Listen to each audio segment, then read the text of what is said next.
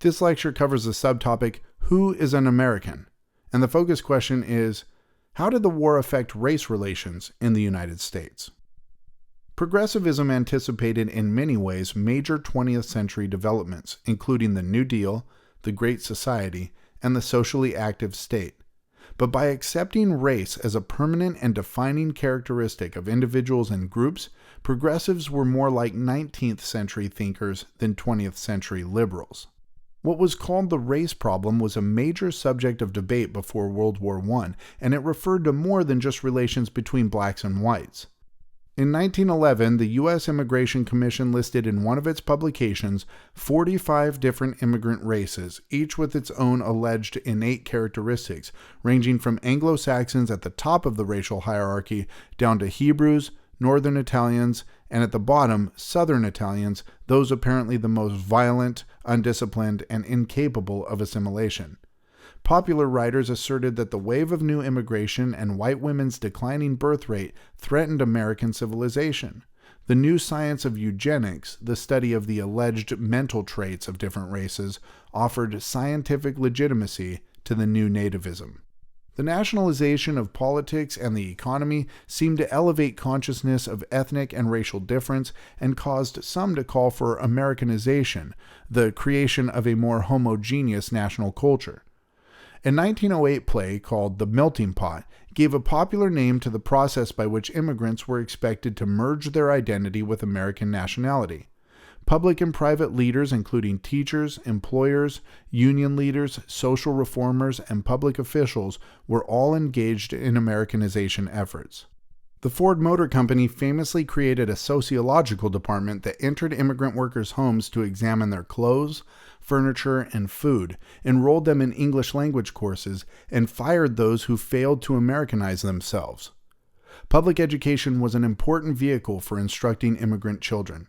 A few progressives criticized Americanization and demanded that Americans respect immigrant cultures. Reformers at Hull House encouraged immigrants to value their European backgrounds, and Randolph Bourne wrote in a 1916 essay titled Transnational America that there was, quote, no distinctive American culture, end quote.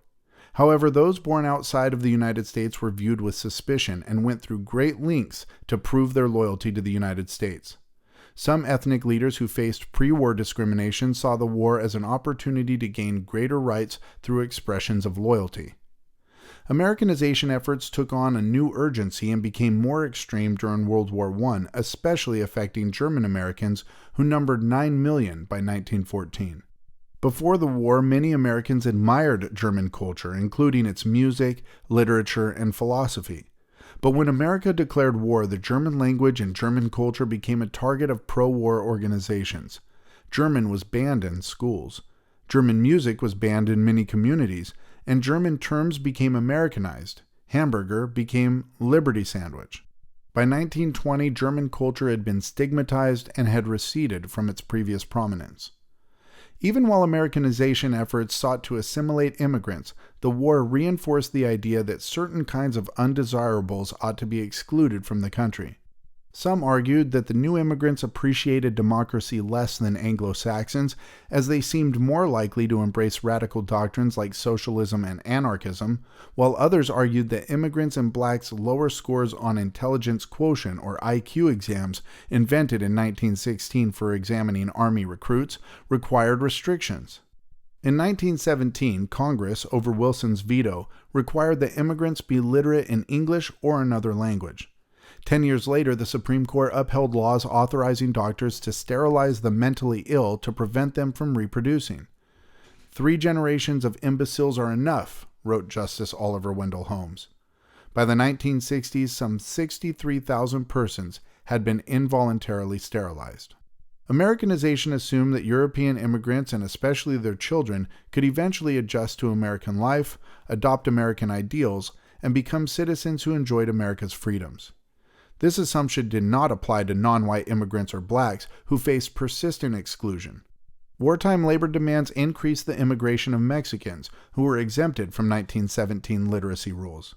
But though Mexicans were legally considered white, state and local officials in the Southwest discriminated against Mexicans in a system of segregation that affected schools, hospitals, and theaters, not unlike Jim Crow in the South.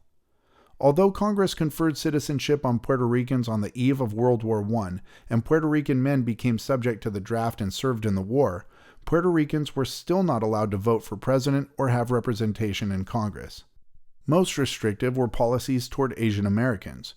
In 1907, Roosevelt negotiated a gentleman's agreement in which Japan agreed to end further Japanese migration except for the wives and children of men already in the country. In 1913, California banned all aliens incapable of becoming natural citizens, such as Asians, from owning or leasing land. African Americans, members of the largest non-white group in America, were excluded from almost all progressive ideas of freedom. They were disenfranchised in the South, barred from most unions and skilled jobs. Most black women worked outside of the home for low wages in jobs not covered by new state-level protections for working women, and most blacks, who were desperately poor, could not participate in the new consumer economy. Nearly all progressive intellectuals, social scientists, labor reformers, and suffrage advocates were unconcerned by conditions facing black Americans. The progressive presidents shared dominant racial attitudes regarding blacks. Theodore Roosevelt's celebration of Anglo-Saxon supremacy led him to call Indians savages and state that blacks were unfit to exercise the suffrage. Not even Jane Addams, a supporter of the National Association for the Advancement of Colored People, or NAACP, resisted the abandonment of a civil rights plank in the 1912 Progressive Party platform. Woodrow Wilson, a Virginia native, celebrated the South's genuine representative government. He imposed racial segregation in federal agencies in Washington, D.C., fired black federal employees, and screened at the White House the premiere of Birth of a Nation, a film glorifying the Ku Klux Klan as having defended white civilization during Reconstruction. African Americans understandably remained skeptical of the nation's claim of freedom. Black leaders in this period tried to renew America's Reconstruction-era commitment to racial equality. No other leader did more to renew the movement for black freedom than scholar and activist W.E.B. Du Bois, a Massachusetts native and Harvard graduate. In his book titled The Souls of Black Folk from 1903, he called on blacks to reject the accommodationism of Booker T. Washington. Du Bois believed that educated African Americans like himself were a talented tenth who could use their education and talent to fight inequality. In 1905, Du Bois gathered black leaders at Niagara Falls in Canada and launched the Niagara Movement, which demanded the restoration of black rights to vote, an end to segregation, and complete equality in economic and educational opportunities, the agenda of black struggles for racial justice for the rest of the 20th century. In 1909, Du Bois joined with mostly white reformers to organize the NAACP, which launched a legal strategy to win the enforcement of the 14th and 15th Amendments that at first accomplished little. Overall, the Progressive era saw virtually no progress toward racial justice. Among black Americans, wartime talk of freedom sparked hopes for radical changes in race relations. Most black leaders saw American participation in the war as an opportunity to win freedom for blacks at home. Du Bois himself called on African Americans to close ranks and enlist in the army, believing that black sacrifices would earn them rights upon returning to America. But this did not happen, as the Navy barred blacks entirely, and the segregated army assigned most of the 400,000 black soldiers who served to supply units rather than combat. African American soldiers were treated as equals by French civilians, which the U.S. Army protested. The war sparked social changes that transformed American race relations.